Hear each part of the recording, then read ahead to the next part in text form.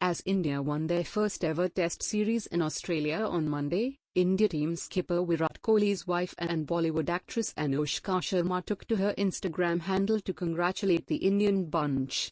Sharing few pictures, she wrote, "They came. They conquered. History written and created by this bunch.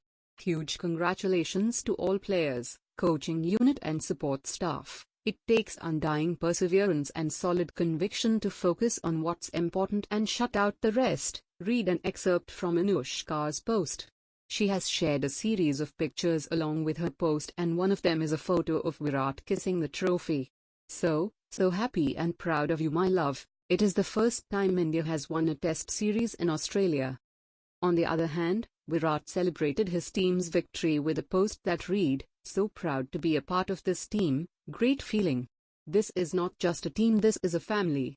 Onwards and upwards from here on."